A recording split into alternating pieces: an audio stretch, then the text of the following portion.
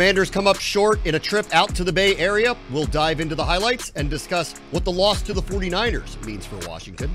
And the margin for error is slim in the NFL. 1 or 2 plays can be the difference between winning and losing. So we'll send our guys inside the film room to go in depth on the defensive performance against the 49ers. Plus, with 2 weeks to go, the Commanders still control their own playoff destiny. We'll take a look at how the rest of the NFC fared over the holiday weekend.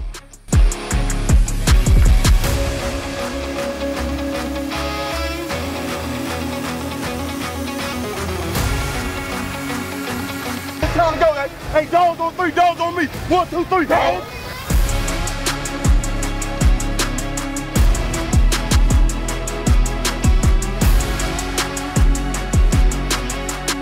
Hey there, welcome into Command Center. I'm Bram Weinstein in for Julie Donaldson with Logan Paulsen, Fred Smooooot. Fred, what'd you get Logan for Christmas? Absolutely nothing. I actually bought Logan a gift card with no money on it. I just haven't gave it to him yet. Have you used it? No, I haven't given me yet. But now that the cat's out of the bag, so to speak. So. A lot of lumps of coal this weekend. Let's go to San Francisco, show you what happened out with the 49ers and the Commanders out by the Bay Area. This was a welcome sight. Chase Young back. Great to see him back on the field.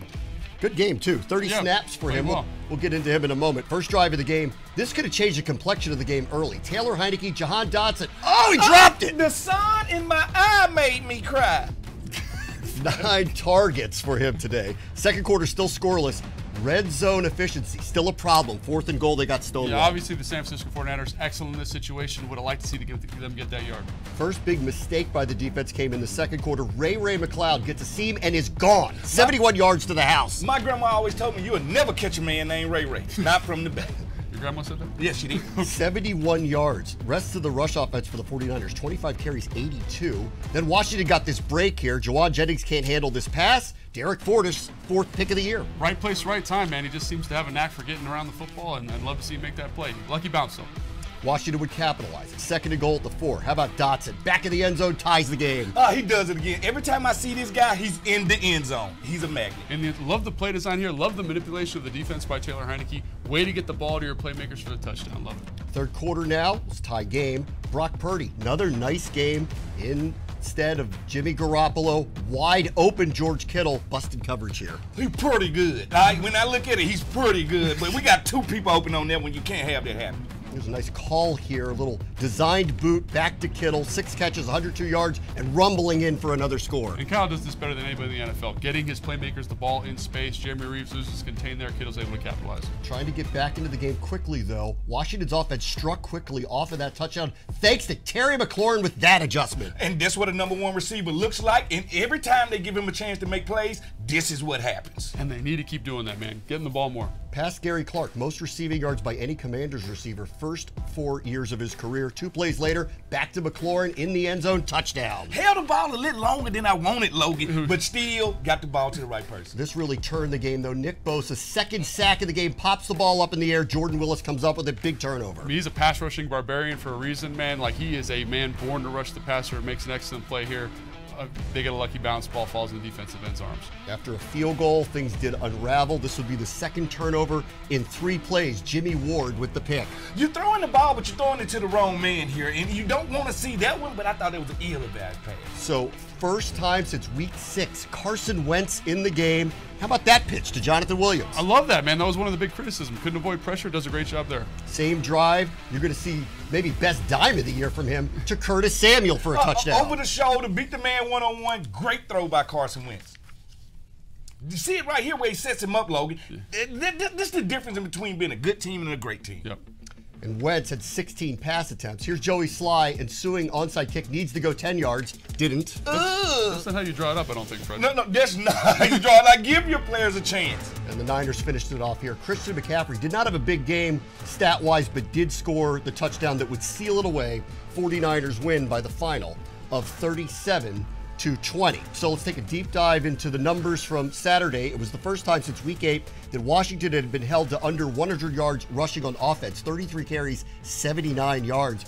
Great job by the 49ers defense. Washington did have the edge in time of possession, but the big difference in this one, missed opportunities. You know, we did some good things early on, but obviously the not scoring from the 4th and 1 on the 1 yard line, that was huge. and then not getting the 4th and 1. That was troublesome as well. I mean, you to beat a good team like that, you've got to score touchdowns, and then you got to be able to convert when you're in that situation. They do add up, especially when you play a good team like that. You know, number 1 defense, we're on the 1-yard line, we don't quite get it in, and you know, we had a tough turnover as well. Just those got to have it situations, like I said, when you have a good team on the ropes a little bit, you got to be able to finish. And if we want to be a team that gets into the playoffs, we got to be able to do that, and you know, we got to figure that out. Yeah, you know, it's unfortunate we got stopped there on the 1. I think that was a huge break in the game. You know, be up 14-7 at half would have been nice. But yeah, I thought we moved the ball pretty well in the first half. You know, we just keep shooting ourselves in the foot. Like I've said before, you know, when we get those holding penalties and get behind the sticks, it's tough to come back from that, especially against a defense like this. So if we can clean that up, I think we'll be all right. Felt weird, not gonna lie, coming off the bench like that.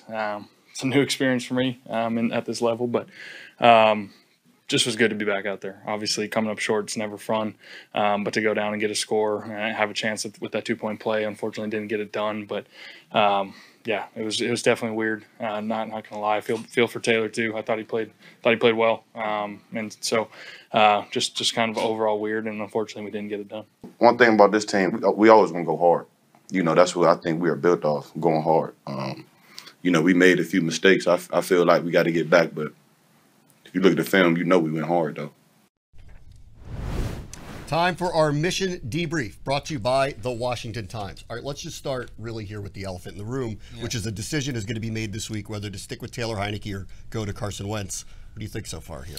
I mean, I think this is kind of they've given us the answer to the test already. You know, Bram, like there's no question here. It's Carson Wentz will be the starter next week. I think they want to know, they want to finish their evaluation of him. Obviously, started 6 weeks this year, not enough to kind of complete the evaluation, in my opinion. Want to see what we can do. Obviously, Taylor Heineke did an excellent job getting this team where they are today in terms of record, and I think had an outstanding game yesterday for the most part, outside of those 2 turnovers that he had at the start of the 4th quarter. But I think you got to see Wentz. Well, you know, sometimes to save your marriage, you need to change the environment. Now, here go the thing about it. We know we've seen Carson Wentz inside this offense, but we was a happy offense at that time. Now with him back in the ham, do we continue to be a run-first team? I want to see him in that, and I think they think he can push the ball down the field on play action, and I think that gives us a chance to be special. There's one unusual caveat. Obviously, Heineke's very liked in the locker room. Yeah. The playoffs are still very much in play for them. This isn't we're playing out the string type of situation. No, I think that's it. That's exactly right. It's a great point because, like, you know, Taylor Heineke's been the guy that's kind of gotten you this momentum, gotten you this kind of charisma within the team, and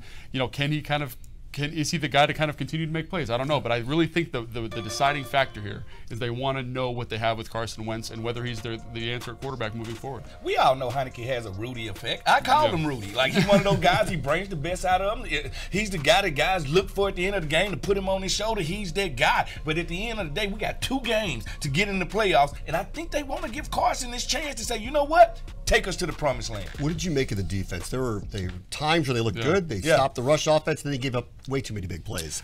I mean, I think when you look at the defense, you got to look at the offense. Like, you're giving the ball back to that San Francisco offense, which is very, very potent in very advantageous situations. I think multiple times inside the 30. Like, that's just not a tenable solution. Obviously, there were some mistakes, some coverage busts, but I think when you look at the general scope of the game, you got to say offensively, they did not hold up their end of the bargain. They put the defense in a bad spot against a very, very good football team. Average starting line for the 49ers was the 44 of San Francisco. You cannot put your defense in those type of situations, but I can say this about the defense. They did stand up in their first half. They did go blow to blow with San Francisco, and Logan talked about this. The one thing we could take out of this game, this was a measuring stick game. The 49ers are one of the best rosters and the best teams in the league right now, and you went blow for blow with them for at least 3 quarters. There's some invisible yards lost in the return game, too. Washington started inside their own 20 multiple times on Saturday. That's going to be hard against the #1 defense. All right, let's talk about Chase Young for a minute. Played more than I think anybody thought he would, and he was effective at times too. So that was a really good sign to see him that way. Yeah, I don't think I was surprised that he played as much as he did. I think when you're up, you're going to play, right? You're there. In a big game, you're going to play, and I think it was great to see his conditioning be in such a good spot and his physicality, Fred. Like, he just seemed, for a guy who hadn't played a lot of football, it looked like he didn't really miss a beat. Had some nice rushes against maybe the best left tackle in football. I was really happy to see him out there. Totally exceeded my expectations. See, I used to be a big fan of tag team wrestling. You know, when you're the wrestler just sitting there waiting to get tagged, you just can't wait to get in there. And that's what I saw from him. Yeah. Like, I need to get in there, I need to get in there. So it was good to see him out there. You know what I enjoyed? I enjoyed seeing that smile on his face. Yeah. I enjoy seeing him having fun. And that's what he brings to this team. Not only does he bring a top-notch defensive end, he brings a attitude and a love for the game that can't be replaced. It was nice to have him back on the field. Nice to see Jahan Dotson have a big moment as well, as we'll look ahead to how he keeps continuing to get free out there coming up, put himself in rare company with his latest touchdown in San Francisco. We'll take a look back at where he stands in the record books. And the defense has been the strength of this team this season, but the 49ers were able to find some holes. We'll dive deeper into their performance in the film room.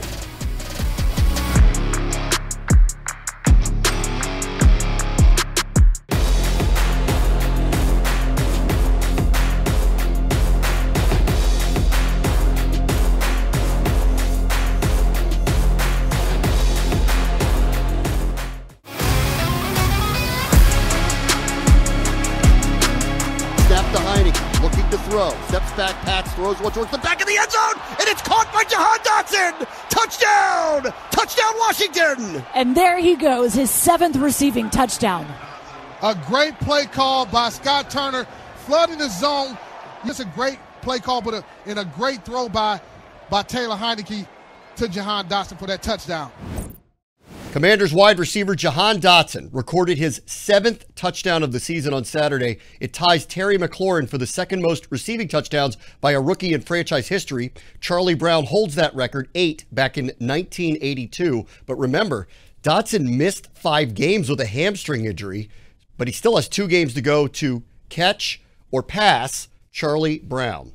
On the other side of the ball, one of the fun things to watch this year has been the growth of the defense, which has moved up to number 4 overall in the league. They're allowing 313 yards per game, but against San Francisco, you saw the margin for error remains very slim for this unit. Logan and Fred have more on that as we head into the film room presented by Amino. It pays to be healthy.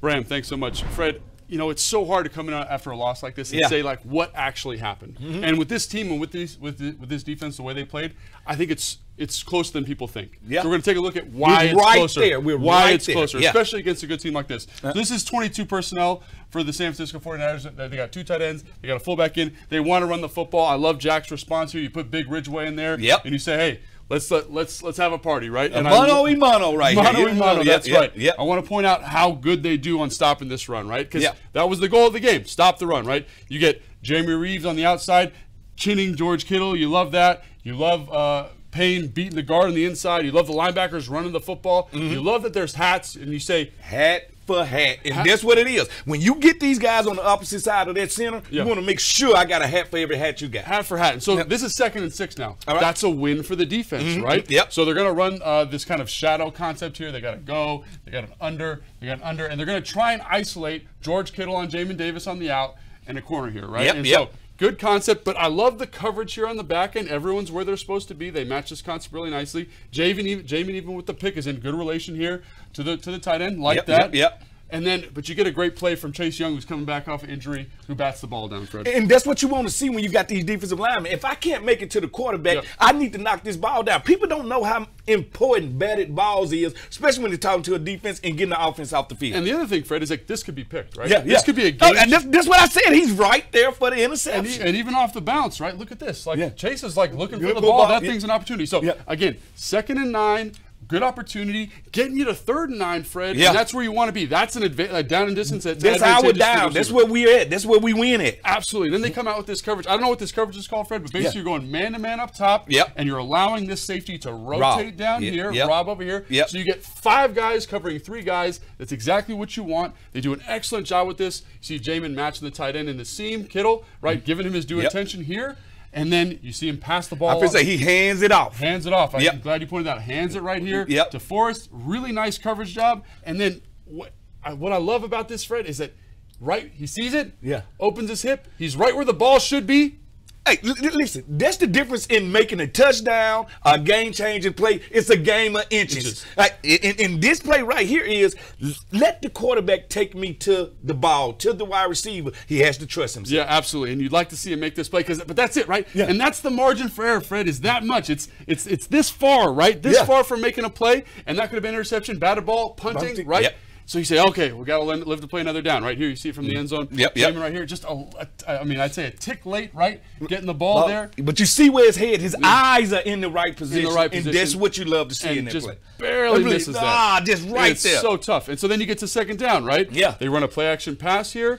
Big John Ridgway inside does an excellent job batting the ball down. You get to 2nd and 10, batted ball right here. Yeah. And again, defense is winning on first down, which is what you want to do, right, Fred? Yep. And you want to do it with the front. I love Ridgway. I call him Hacksaw Jim Duggan. And hey, listen to me. This was his type of game. Yeah. Because you knew that the 49ers was going to come out and they was going to be physical. We have to beat them at the point of attack, and this is what you need. Absolutely. And so then you say, okay, now they're in 2nd and 10. Yeah. This is where things get a little dicey. Great call here by Kyle Shanahan. You remember that first play they ran, Fred? Yeah, I do. Where they're double teaming the end with the tight end.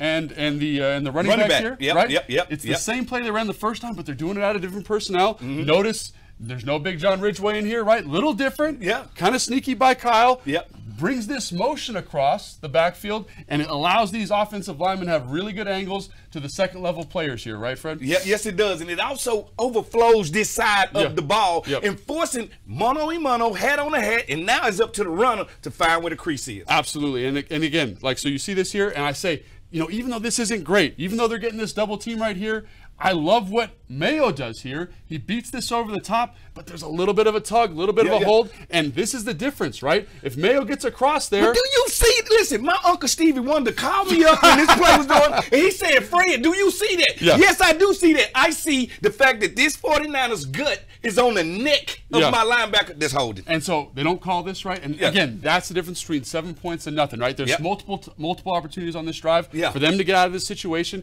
Good play throughout, nice physical play, but that's the difference in the NFL is this much, and hopefully they can get some of those plays going up against Cleveland this upcoming week.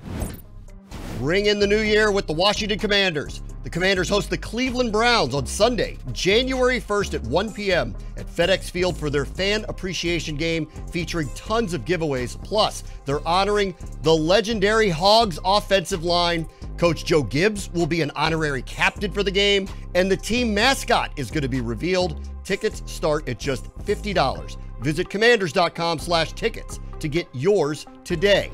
Still to come, 2 games to go. Washington got a little help for the holidays in the playoff race. We'll take a look at where things stand in the NFC after the break.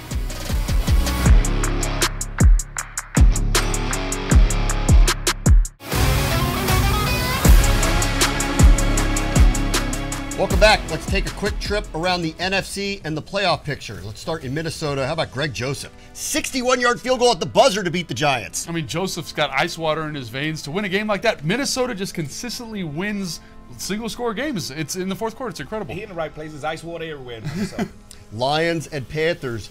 You're going to show you a DJ Moore touchdown, but Carolina really just ran it down Detroit's throat. I've been saying for 300-plus yards. Yes, they did. The most physical team won that game, and it was the Panthers. Maybe the surprising outcome that we got from the weekend. Here's Pat Mahomes doing the likely MVP things. Chiefs beat Seattle.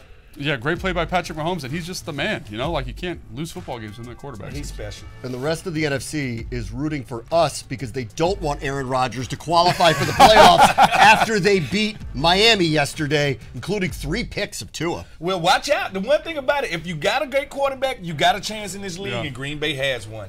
So despite Washington's loss in the Bay Area, they still find themselves holding on to the final playoff spot in the NFC. Seattle, Detroit, and Green Bay are all still alive with 7-8 records. Here's an important to note that Detroit does have the tiebreaker over Washington because of their win over the Commanders in week 2, but of course the tie is playing a big role right now against the Giants. So they got all the help that they needed again. 2 games to go. What else can you ask for here? I mean, win out, 2 games at home, you're in. I mean, that's exactly what you want, right, Fred? I mean, I don't know a lot about playoff football, all the math and the charts and the astrology things, all that kind of stuff. But what I do like is that we control our own destiny. We win games, we're in. And that's exactly what you want if you're coaching this team and if you're playing for them, too. That's when you look at everybody in the locker room and say it's on us. The onus is on us. We control everything. Do you want to get in the first round? Who we want to play? We set that up, and we set everything up by how we go out here and play 8 quarters. 8 quarters of football left. Pressure's on them this weekend, too. Cleveland is eliminated. So this is an AFC team at home nothing to play for. Right. Yeah. Everything on the line for Washington this weekend. Yeah, but Cleveland's one of those teams. They've got some talented pieces, right? They They've do. obviously Lot of got talent. Miles Garrett on the defensive Ward. line who can just break an offensive game plan. Chubb is one of the best running backs in the NFL. Yeah. And Watson has slowly been kind of creeping back, nowhere near where he was a couple years ago, but very, very talented player. Very dangerous team, all right? And at the end of the day, these are the football games you live for. You live for these 4 quarters and that not only do you live for these games, you got these games at home. Yeah. So we're going to need Washington. We're going to need the DMV to be at FedEx to help us in these last 8 quarters. All right, so if they were to make it, it would be likely as the 7 seed at this point. They need the Giants to lose out to win out to jump them as a 6. Yeah. Right now they could play Philadelphia possibly if for some reason that went wrong. So that means Dallas is unlikely but possibility. Minnesota, San Francisco are the 2 that kind of sit there. You got what you want? I mean, who do you want? Yeah.